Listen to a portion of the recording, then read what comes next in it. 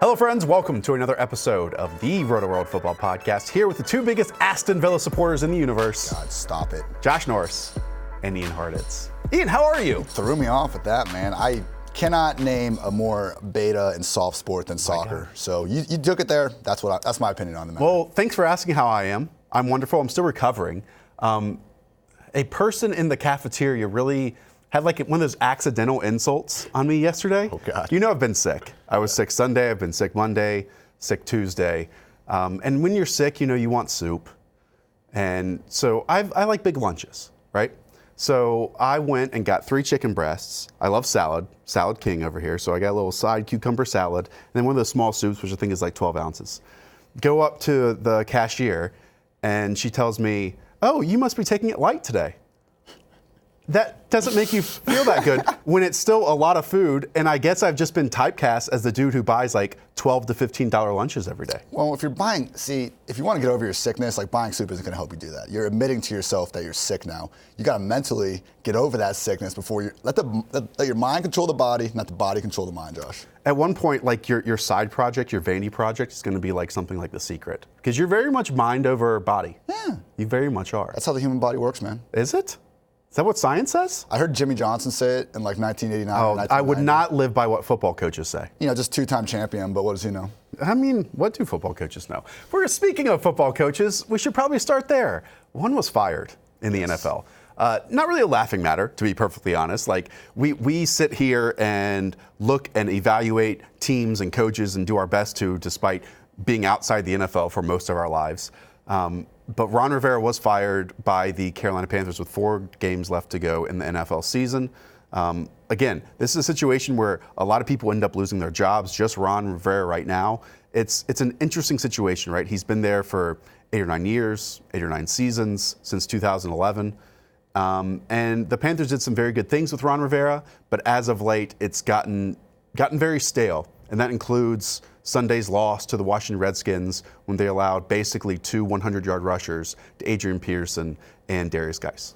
Yeah, it's a good point there. I mean, you know, no, this isn't a funny matter. It's the dude's job. People are losing their jobs. It sucks. You know, we like to, I don't know, yesterday I was making fun of Bruce Arians a little bit on Twitter, and, you know, there's reasons we do that, but at the same time, you know, Bruce Arians knows more in his little finger about football than I will know my entire life. So nothing against these coaches. They're trying to do their best job. And that's one of the things about Ron Rivera I always really respected. I mean, talk about a coach that came into the league and just kind of kept reinventing himself a little bit over the years. Like, how many coaches would start off with Cam Newton and then 9 years later never once complain about the type of quarterback he was or try to say, oh, he doesn't fit my system? I know he was a defensive coach, so it was a little bit different, but just the way he was able to get that 2015 MVP season out of Cam. And like, you saw what happened when he got fired. It's not like these players came out and said, oh, finally, or anything like that. Every single Greg Olsen, all these respected players, just, you know, we're going to miss Ron. So it's a situation, and there are 2 things, right? At like the very least, when owners and teams look at their head coach, they want the team to have the identity of the head coach, the mindset of the head coach. And wherever Ron Rivera goes after this, and he most likely probably will get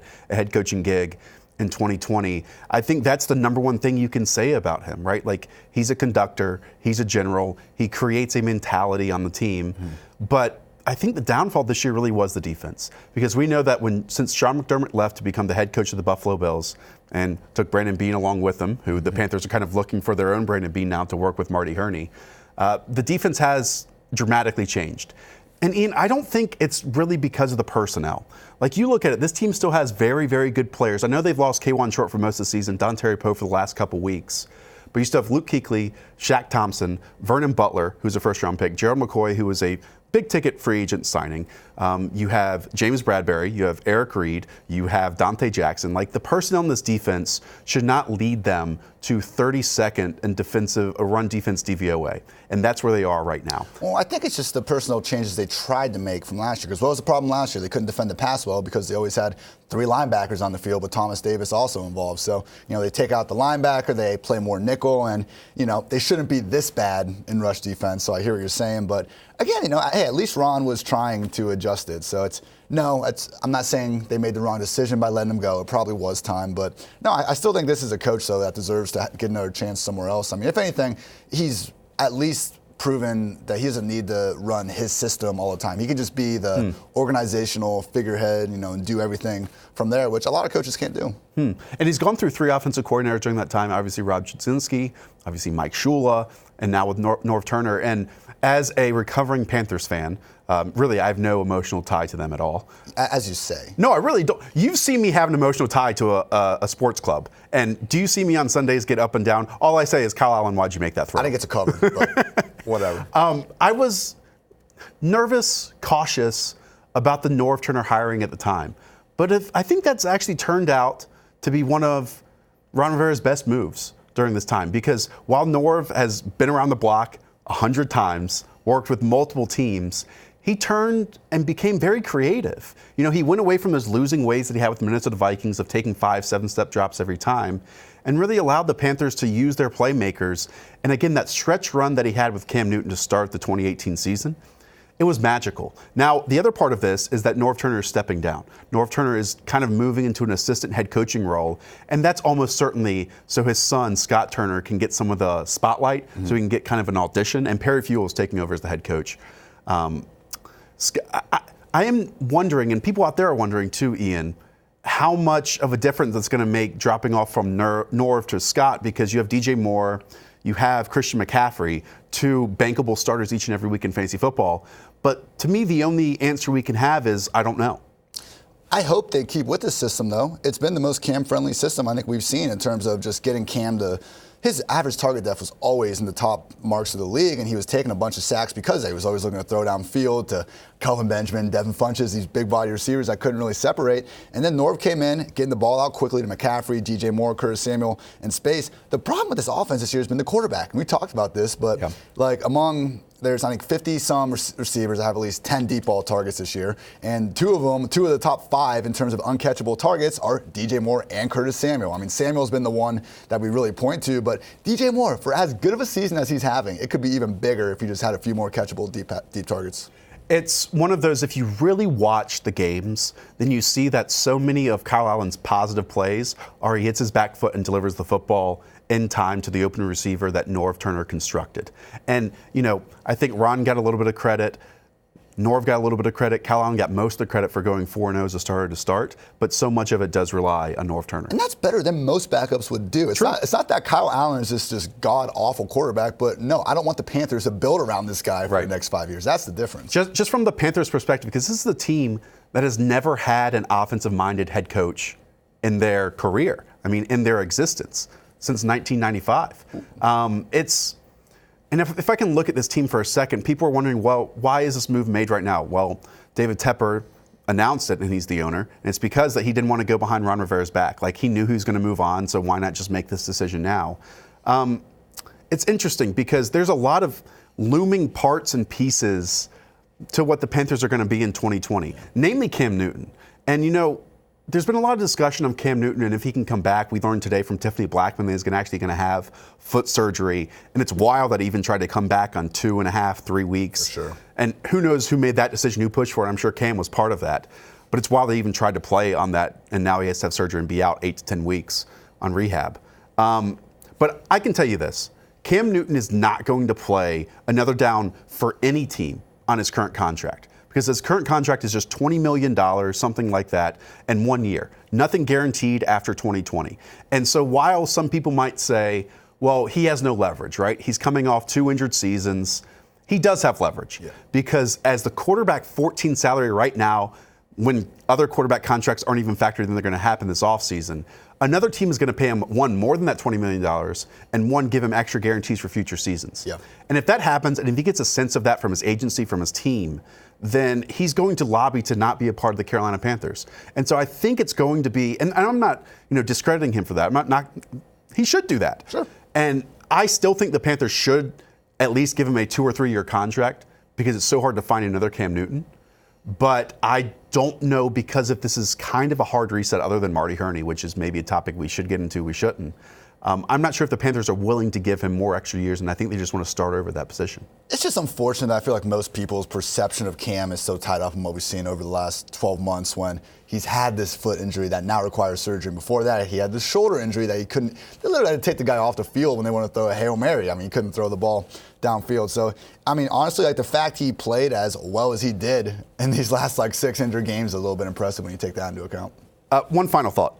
This is just what happens when billionaires buy a football team, like when billionaires spend billions of dollars.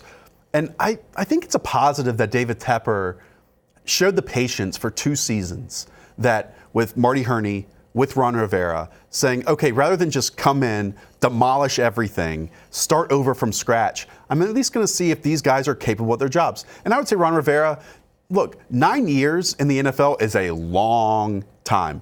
And there are points, like John Fox before him, where you have really high positive moments. And at some point, if you're not Bill Belichick, if you're not Mike Tomlin, I guess, then it's just time to move on from certain coaches because things become stale because there are new things across the league. And for David Tepper, he's very much and he talks about it all the time, a numbers, analytics-driven mind. And I would be surprised if it's not an offensive-minded coach. I would be surprised if it's not a younger coach. The whole wrinkle in this is Marty Herney keeping his job. And it's so odd to me because, I mean, this is Marty Herney's second stint with the Carolina Panthers. The first one he was fired, not specifically for this, but if you can add up a lot of these points, sure. It's taking D'Angelo Williams, Jonathan Stewart in the first round, giving both big deal money, giving Jake Delhomme a big contract after Tommy John surgery, trading the 33rd overall pick for Armonte Edwards. I could keep going on and on and on. And then when he was fired, again, not to criticize Marty Herney here, I'm doing it a little bit. He went on to, I think, purchase a local radio station. No team wanted to hire him. And then he was brought back into the fold by Jerry Richardson because they're friends, and 2, because no one could stand Dave Gettleman anymore.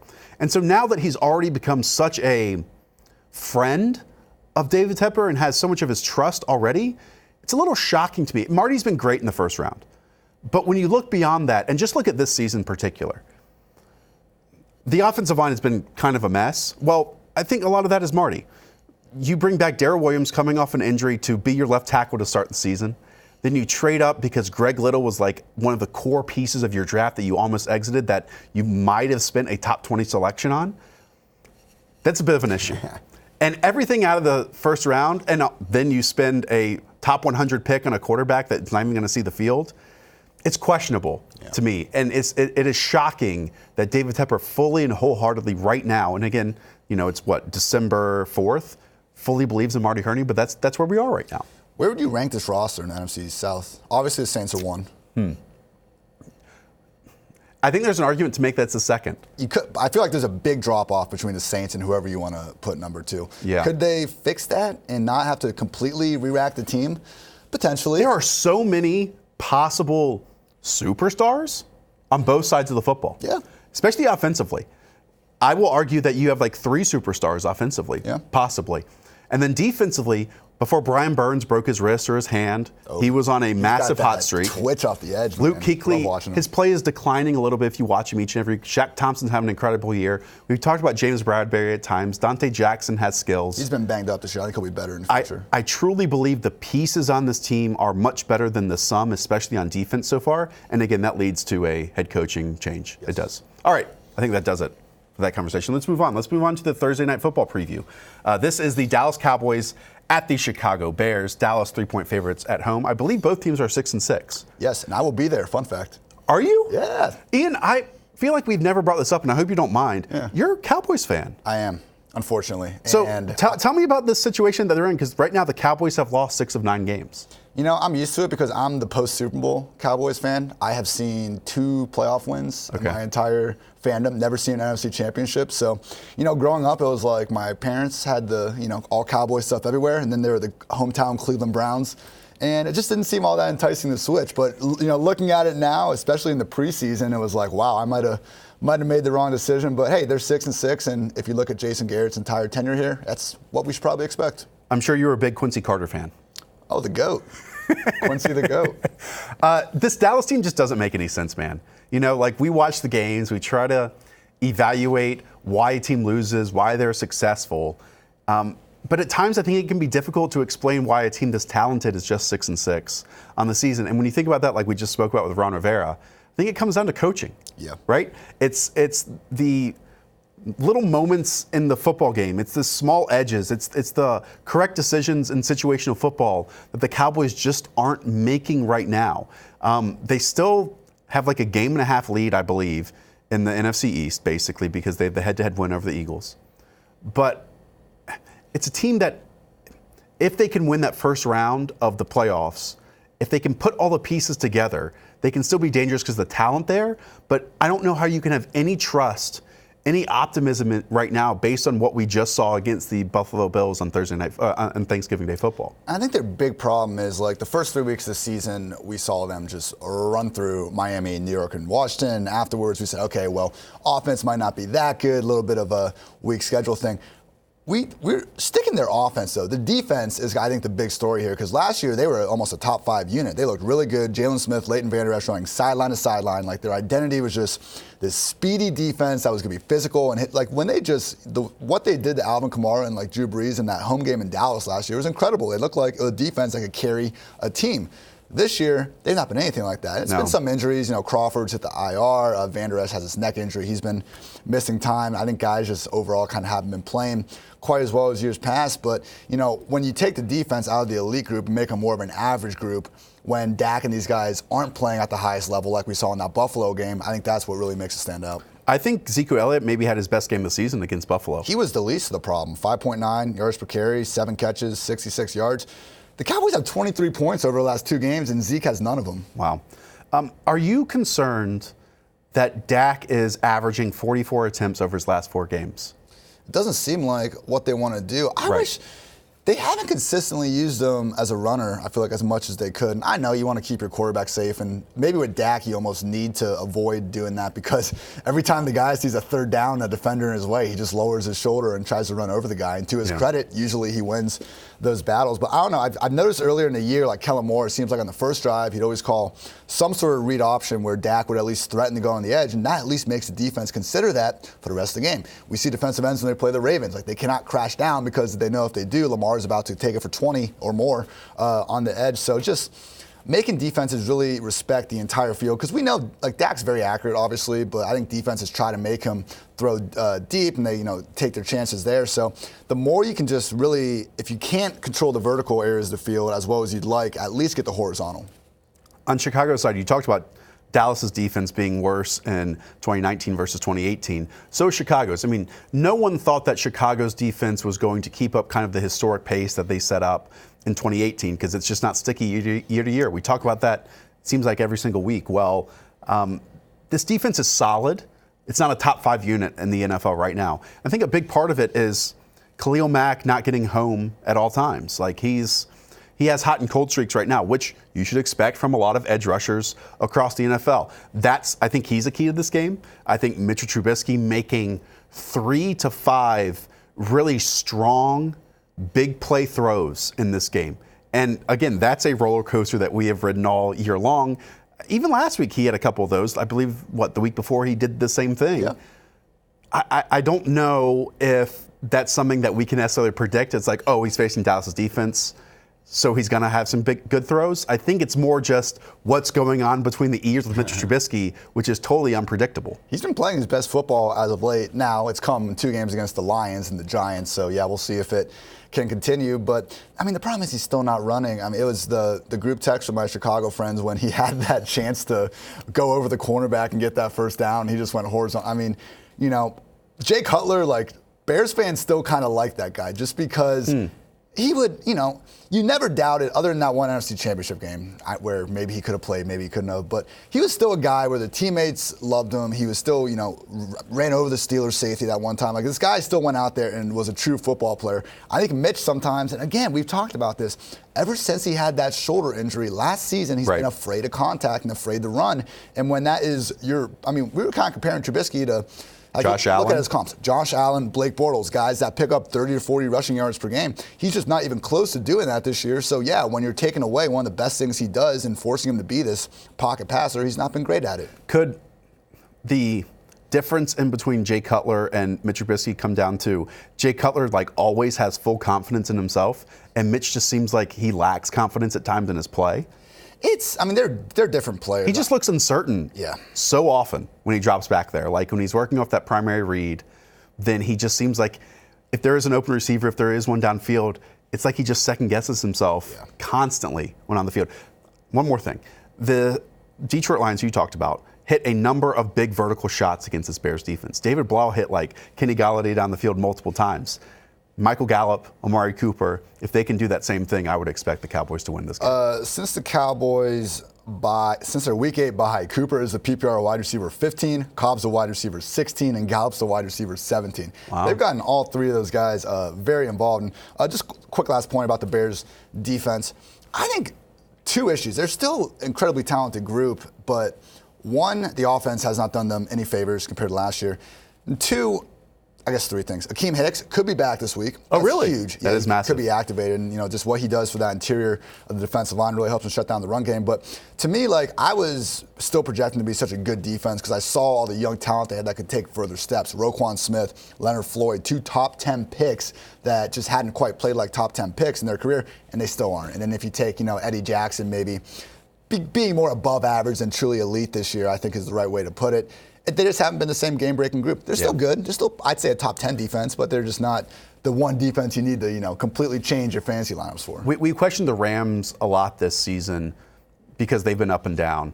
In fact, I probably questioned them more than the Cowboys. Yet the Rams this past weekend had a spot where they just could be absolutely dominant. I think the Cowboys could really use a game like that. Yes. One that just instills confidence in the entire team. And maybe this is it. If you want the rest of our game previews, go and check out the Thursday episode of this podcast. We'll go through the big 9 games of the weekend. All right, I pitched this idea to you for this next segment. I thought it was a great one. We'll see how it turns out. I agree. So as we approach the fantasy playoffs, which is here right now, it's week 14, there are some players that are most commonly on the top teams across fantasy football. I looked at the top 500 teams on Yahoo, and these are the players with the highest percentage on those teams. And we should start off, and we're going to kind of pick through this list, give you the percentage, and I guess the piece of the segment is just to answer, yes, we could see this coming, or why didn't we see this coming? The first, it was obvious, it's Christian McCaffrey. He's on 83% of the top 500 teams easily. I mean, the next name is at 37%. And it's because Christian McCaffrey is just absolutely dominant this year. I will remind you, though, he was not the consensus 101 this year. Saquon Barkley most likely was the consensus 101. In fact, in a lot of places, Christian McCaffrey was the third running back off the board, also behind Alvin Kamara and or Ezekiel Elliott. Yeah. But what Christian McCaffrey has done this year is just consistency and dominant consistency. Just, I think, 2 games under 19 fantasy points, depending on your scoring. And he's had multiple games, I think 6 or 7, over 25 points, and then some 30-point contests as well. If he's on your fantasy team, you are not playing in the first round of the fantasy playoffs because you have a bye. And look, we were both wrong on plenty of guys in the preseason, both right on some guys. I sent out a tweet earlier about how I thought OBJ was just going to be the most incredible wide receiver this year. McCaffrey was one guy I was on, and I was on him as number 1 overall pick because, well, look, he's the only running back in the league that had the realistic chance to lead his team in both rushing and receiving. Saquon, it was a much more crowded pass offense with way more questions under center. Obviously, we saw some more questions come up in Carolina, but not really things we would have known about in the preseason. Zeke, he had a really big receiving year in 2018, but with the new play caller, with Jason Witten returning to get those underneath targets, it's still a guy where when McCaffrey and Zeke's, their touch counts, their touch projections are equal, but McCaffrey's is so much more on the receiving side. Like, it's fantasy football. We want those receptions and targets any way we can get them. And really, it's between those 3. There were some Alvin Kamara truthers, but I think even at that point, we knew Latavius was going to kind of have the Mark Ingram role to an extent. So, yeah, when you have... It was only between the running backs that we know are getting 90% plus snaps, and when one of them just has such a bigger receiving role, I think we really need to keep going with that. And I remember one storyline that was blurbed often this offseason was Norv Turner and Ron Rivera saying they wanted to give more snaps to a second running back other than Christian McCaffrey. But not change his touches. But also, that was just an easily disregarded. Yeah. Because they had a talented backup last year in C.J. Anderson and just did not know how to take out Christian McCaffrey in the offense and put in someone else. And once they didn't go and add another running back, even of the similar mold of McCaffrey, not even the same talent, obviously, but of a similar style, then you knew that he was just going to stay on the field again 80, 90% of the time. And that's exactly what happened because they just don't have an identity offensively without him. I would like to see them get another back. Totally. But what I feel like what they always believe is they have this smaller, shiftier receiving back. And this traditional mindset is, well, if we have one of those, then we need a power runner on the other hand. I think that's the biggest fallacy in all of football. Well, not the biggest, one of them. Because why not have a similar back that you can put out on the field so you don't have to change anything? Like this thunder lightning thing that was popular with Tiki Barber and Brandon Jacobs, or D'Angelo Williams and Jonathan Stewart. I can go on. Lindale White and Chris Johnson. No, just have like a Rex Burkhead as your backup to Christian McCaffrey, and you can implement the same style of offense. The more versatility, the better. And I was just about to say, like, the reason you can't have another running back is because McCaffrey already spends about 10% of his snaps in the slot or out wide. Like, you're giving him breaks on those snaps pretty much. You might be still getting the ball, but at least he's not getting the ball running to the teeth of the defense. So, yeah, I'm with you. Why not get another guy that can feasibly play on all three downs? I mentioned that Christian McCaffrey is on 83% of the top 500 scoring teams on Yahoo. Next on that list is down to 37%, but it's a name you should know. It's Lamar Jackson. And again, it's surprising when you look back on it, but let's put ourselves back in our shoes in August and September because Lamar Jackson was the quarterback 13 in drafts on the high end. I've seen him all the way down at like quarterback 15 at times. That's 117 overall. Ian, this is going to lead people to do what they did with Patrick Mahomes this upcoming season, 2020, saying, well, now he's the quarterback one. Now should we consider taking him in round 3 or round 4, wherever, or even round 2? No, because the biggest advantage in fantasy football is finding a top 3 scoring quarterback or the number 1 scoring quarterback outside of the top 10 rounds. Yeah. And you did that with Lamar Jackson. You did that previously with Patrick Mahomes in the year before. You did that previously with Matt Ryan the year before that. That is the cheat code in fantasy football. So the goal should be to find that next guy that is Lamar Jackson. Not talent-wise, not rushing-wise, but the one that was drafted outside the top 10 quarterbacks that could end up as a top 1 or 2 scorers. I think the rushing is the major indicator here because, look, I mean, what got me on Lamar in the preseason was this stat. I mean, 20 quarterbacks racked up at least 100 rush attempts from 2000 to 2018. Of those 20, 19 finished as a top 17 scorer, 13 finished as a top 6 scorer, 10 finished as a top 3 scorer. 50% of quarterbacks that had at least 100 rush attempts since 2000, top 3 finishing quarterback. I know some of that, maybe they got injured. The running quarterbacks that could have gotten to 100 didn't. But this season, we have 3 quarterbacks that are going to flirt with that line, if not pass it. Lamar, QB1. Josh Allen, he's the QB5. And Kyler Murray, QB6. 2 other guys that weren't exactly going among the top 10 quarterbacks in most drafts. And, yeah, but if you have a quarterback that is giving you, I mean, Lamar gives us RB1 production. He's absurd, but we don't even need that. If we can just have something that's 30 to 40 rushing yards per game, it is so huge. And, again, I think part of it is how we finished the season last year with Lamar really basically being a bad thrower or an adequate thrower, I guess, and not using players like John Brown down the field. Hayden Hurst was injured. They couldn't get those 3 tight ends on the field in all situations. Mark Andrews was still a good football player. But then they wanted to add even more onto that. They added Mark Ingram. They added Marquise Brown. They added Miles Boykin. Hayden Hurst came back. Like, this is still a team that was being built around the offense that Greg Roman, who we had seen build offenses around mobile quarterbacks in the past. Again, if you aligned all those pieces, Lamar Jackson was the pick. And for many of us, he was the pick, right? Yeah, and I've seen some good people talk about Lamar. Oh, he's great until he gets hurt and all this. But they've done studies on these rushing quarterbacks. Like, their quarterbacks are more prone to injury when they're sitting in a pocket, getting picked off with their eyes downfield versus when they're running and, like, surveying the field, can actually see who's going to hit them. So there's a top guy in this building. I will not name names. But he is one of those saying, well, it's great, Lamar, until he gets injured. Don't be like that. I would not watch football in that way. We watch the game differently because that's not how I want to enjoy it. I also want to believe that Lamar Jackson, like Kyler Murray, is so good at avoiding hard hits. And so often these quarterback injuries happen because there are statues in the pocket. Exactly. Guys who just get pummeled and can't move off their spot. Not someone like Lamar Jackson. Yes. We mentioned Josh Allen. We won't go into it anymore, but he was drafted as the quarterback 22, 139 overall. Also appears on this list of the top 500 teams. Yeah, last point on Josh Allen. Like, we know he's a good rusher. I don't think we realize how good of a rusher.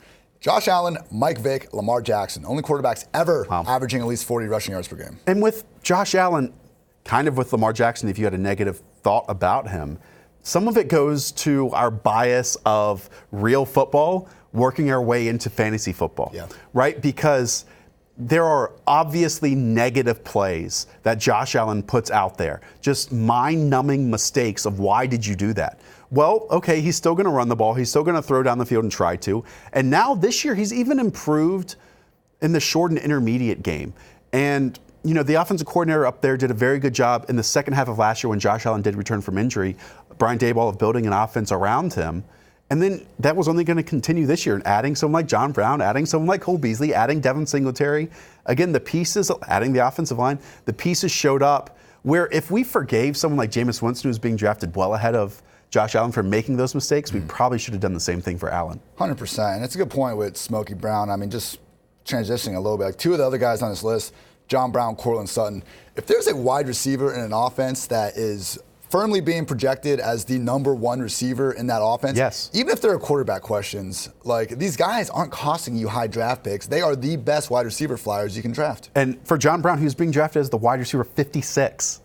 I mean, that's wild. 149 overall. And I do believe it goes back to his time in Baltimore where he was very, very good. A starter in fantasy football with Joe Flacco. And then once Lamar Jackson came in, it fell off a cliff. But John Brown has always been talented since being in the league. He was super talented with the Arizona Cardinals. It's just injuries have hurt him each and every year. They didn't hurt him this year. Courtland Sutton's an interesting one because he does make this list. Wide receiver 36, 103rd overall where he was drafted.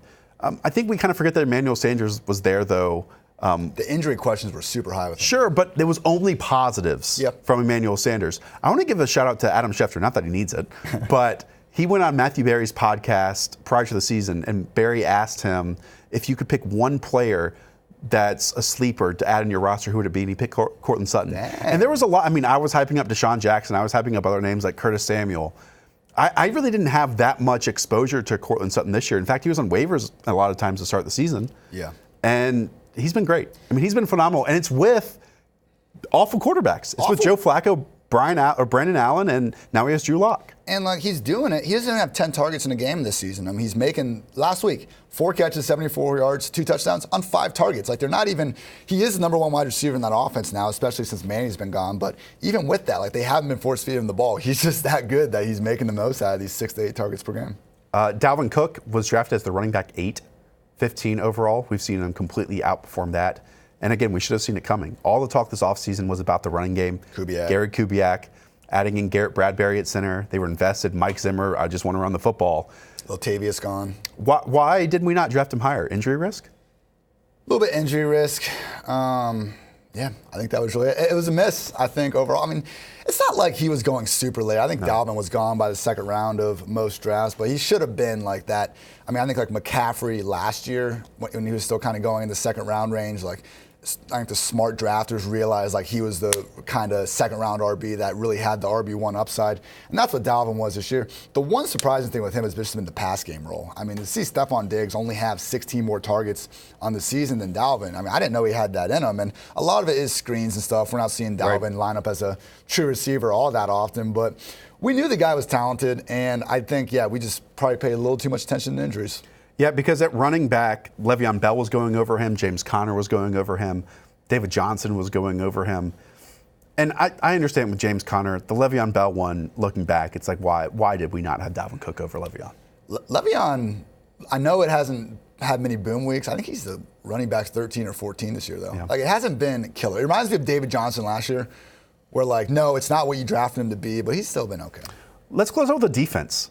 The New England Patriots defense is, let me find it here, is on 30% of the top 500 teams. And it makes sense, right? They were drafted as the defense 7. It's been a wild year for this Patriots defense. I mean, basically to start the year, you had Christian McCaffrey numbers they were putting up. They had 37 points in week 2, 25 points in week 4, 27 points in week 6, 25 points in week 7. Things we never see at the defensive position. It's tailed off lately, but this is something that was entirely unpredictable. I don't know about that. Look at the schedule. Steelers week 1, we knew that was a tough game, but after that, week 2, Dolphins, Jets, Bills, Redskins, Giants, Jets, Browns, Ravens before their bye. I mean, at the very least, from weeks 2 to 7 before they hit the Browns, we should have known that they were locked in the starting lineups if you have a defense. I've always been team don't draft a defense. Just use that extra roster spot in a handcuff, and if you need to pick up a defense, do it just before week 1. But with that said, I think more and more, like we talk about how defenses don't matter in like matchups when evaluating offensive guys, but I think the offensive matchups for defenses really matter a lot because the more rookie and just mistake-prone quarterbacks you can get your defenses exposed to, the better. Because even like guys like Josh Allen in this Bills game, even if you want to say like, okay, that's not the easiest matchup in the world, it's for the defense, it's still a quarterback that we know is going to turn the ball over a couple times a game, and that's all we're looking for. The part that was unpredictable, though, was 6 touchdowns in the first 8 weeks of the season. Obviously, no one saw this level coming, but I'm saying you said they were the defense 7. Like, there's no reason they should have been out of the top 5 is my point. I would also add, though, I mean, they lost their best pass rusher individually in Trey Flowers. Yeah. They lost their defensive coordinator to the Miami Dolphins. Bill Belichick basically didn't hire anyone on the defensive staff. It's him and Steve Belichick. So there weren't any like individual sack pieces there. We saw them dominate the Rams in the Super Bowl despite not having really of those individual pieces. But the 6 touchdowns made a big difference in the first 8 weeks of the season. And they've tailed off as of late. So it's not like, hey, go and draft the Patriots defense next year way early.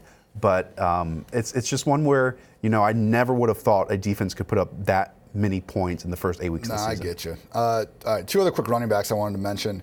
Austin Eckler, Latavius Murray popped up on this list.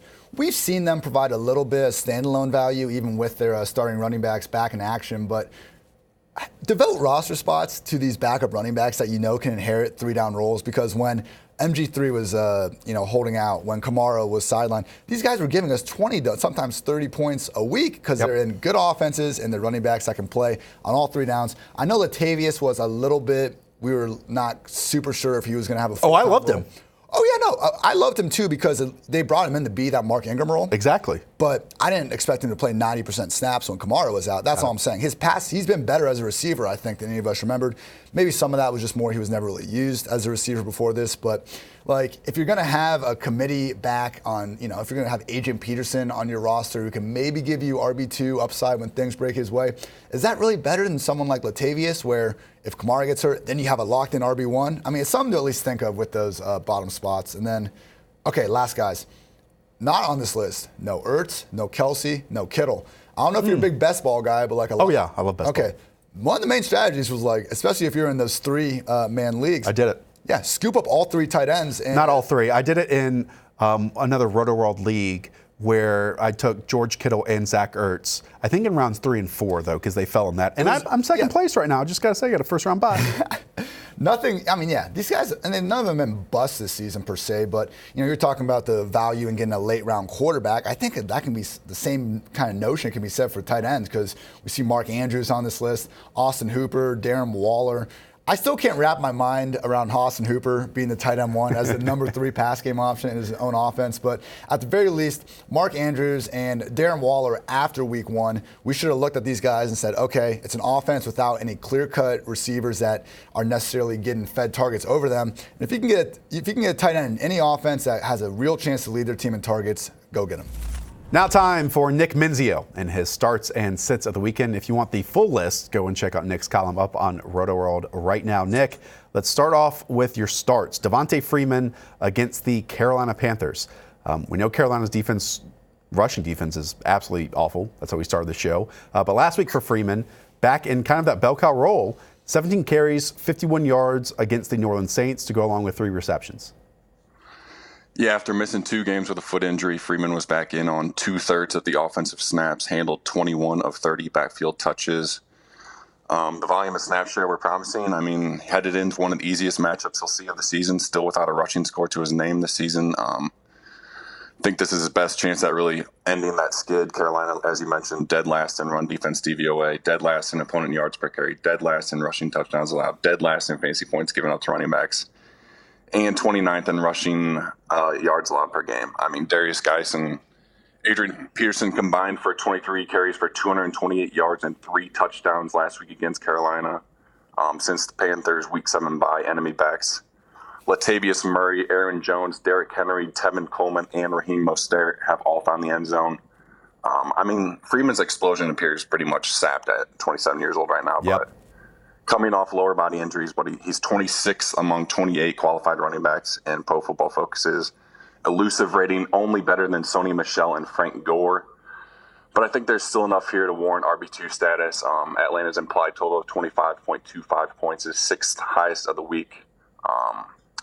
The Kawan Short and Dontari Poe list Panthers are 24th in opponent plays per game. So, I mean, this is just everything lines up for Freeman to just find the end zone finally this season and produce at least RB2 numbers. Yeah, Nick, I'm with you. If there's a spot he's going to be able to fall into the end zone, it should be this one. It also seems like he's not going to kill your lineup because, as you said, 2/3 of the snaps with Brian Hill as the backup. It was more 50-50 with Ito this year, so clearly they're valuing him more as the feature back right now. And sneaky pass game floor. I mean, only McCaffrey, Eckler, and Fournette have more games with at least 3 receptions than Freeman this season. So even if he doesn't maybe get that blow-up spot, as you said, he's running through mud, it seems like, half the time. This is at least a guy that probably won't tank your lineup. Am I right? Yeah, I totally agree with everything you said there. I mean, like you said, he has the pass game floor. I'm kind of worried about it a little bit if Julio Jones and Austin Hooper are back this week, which is looking likely. But I mean, there's enough meat on the bone here for Freeman to produce. Nick, always love it when you have some spicy names that you pick out. This next one, who's a start against the Miami Dolphins, Jamison Crowder. I believe Jamison Crowder. I love it. Just has 2 receptions in each of his last 2 weeks in 2 games. This is a player who was feasting off those first drives even when the Jets were losing and not playing well. But again, the volume is what we always look for at wide receiver. And Nick, he hasn't gotten it the last 2 weeks. Why are you confident in him against the Dolphins despite them just being the Dolphins? He played a 10-week high, 86.1% of the snaps last week against the Bengals, drew his most targets since week 1, which was 9. The bad news is he dropped 3 passes, finished the day with a 2 catches for 8 scoreless yards line. I mean, I'm just chalking up as a bad day for him. A major bounce back spot for the Jets slot receiver here. Miami is dead last in pass defense DVOA, 30th in fantasy points allowed to wideouts. Since Sam Darnold returned to lineup from mono in week 6, Crowder is averaging 6.9 targets per game and has 3 touchdowns over his last 5 games. Leads the Jets in red zone targets. And when these 2 teams met back in week 9, Crowder put up 8 catches for 83 yards and 1 touchdown as the overall wide receiver 10 that week. Fellow slot receivers Jarvis Landry, 10 catches, 148 yards, and 2 touchdowns. Juju Smith-Schuster had 5 catches for 103 yards and a touchdown, and Cole Beasley also scored. These guys have all scored against the Dolphins since the Dolphins' Week 5 bye. I think it's a slump-busting spot for Crowder, and a game that I think has some serious shootout appeal with a 45-point total, the Week 7th highest. Yeah, Josh, you were saying the targets haven't been there recently, and that's true. He's a boomer bust receiver, and it's weird to say because he's this underneath slot guy who we don't really normally boomer bust. We think Robbie Anderson, this deep field stretcher, but he's in 9 Sam Darnold starts. Crowder has had 5 performances in the top 20, and then he's been outside the top 60 in the other 4. So, you want that upside, and Crowder, even though it's not big shot plays down the field, he has provided that upside. Nick, again, these are your starts and sets for the first round of fantasy playoffs, so they're important. You're going to win and lose people's games. Just want you to know that. And keeping that in mind, it is the first sit of the week, and that is Darius Geis against the Green Bay Packers. Darius Geis is coming off, I believe, his best game of his career. He was awesome against the Carolina Panthers, running over defensive backs, stiff-arming them straight to the ground, and that was for 10 carries for 129 yards and 2 touchdowns. Why don't you trust him against this Packers defense? Yeah, definitely one of the week's biggest storylines last week. But the Panthers are dead last in run defense. So, I mean, obviously it was a great game for Geis, but he played on 29.7% of the snaps, his lowest of the season. Adrian Peterson outsnapped him 23-19, also outcarried him 13-10, while Chris Thompson also soaks up all the pass game snaps. So this is a 3-man running back by committee and one of the league's worst offenses that heads out on the road as significant 13-point underdogs. I mean, Geis and Peterson are early down plow horses with Thompson dominating in the pass game, catch-up mode work. Green Bay is 28th in run defense, so it sets up well for these guys to have success on the ground, but I just expect the Packers to blow the Redskins out of the building. I mean, Washington's dead last in plays per game and offensive pace. It's not like this is an offense that can carry multiple pieces. just feels like a Terry McLaurin game for me. Feels dangerous chasing Geis's gaudy Week 13 numbers and a much tougher road test, I believe. The Redskins are implied to score a Week 14 low, 14.25 points. Until the Redskins stop feeding Peterson carries and let guys take over this backfield, I mean, I can't treat him as anything more than like a risky, low-floor RB3 for me. Let's close out with another, I think, surprising name. You're advocating to sit Deebo Samuel against the New Orleans Saints. Deebo last week in weather-related activities, 4 targets, 2 receptions, 41 yards, and 1 touchdown against the Baltimore Ravens. I think Deebo Samuel's really emerged. I think he's like a real wide receiver now and not just a manufactured touch player anymore. We know that the Saints secondary has dealt with injuries, namely Marshawn Lattimore. And I guess Deebo's going to have to fight with targets, with multiple pass catchers, but it's still surprising for me to see him on the sit list here, Nick. Yeah, I mean, Samuel played a season-high 96.4% of the snaps last week in Baltimore, but ran just 28 pass routes and has seen a total of 6 targets over the last 2 games with Emmanuel Sanders and George Kittle back healthy. I mean, the good news, like you alluded to, is Samuel has scored touchdowns in both the past 2 games, but the matchup against the Saints in the Superdome figures to be one of the toughest to-date tests for Jimmy Garoppolo. I mean, New Orleans is number 9 in pass defense DVOA. Samuel figures to see quite a bit of Marshawn Lattimore in this spot, especially when Sanders moves into the slot. I think Samuel has the most upside of any of the Niners wideouts, obviously, but Cameron Jordan and the Saints pass rush should live in the backfield against Garoppolo, give him fits all afternoon. San Francisco's 21-point total is 11th lowest of 32 teams in action this week. The Superdome is typically a fantasy-friendly environment, but Samuel's low target share combined with the defensive nature of both these teams just moves them to risky wide receiver 3-4 status for me. That does it for us. Again, if you want to check out Nick's full list of start and sits, and they're important, and he goes out on a limb, and I love it. Go to Rotoworld.com for that first round of fantasy playoff action. And for Ian Hartitz, he has like 17 columns this week. Go and read all of them. You know, you've got plenty of time. We'll be back again later on this week with John Daigle, Hayden Winks, Roto Pat for our 9-game preview slate. Until next time, talk to y'all soon. See ya.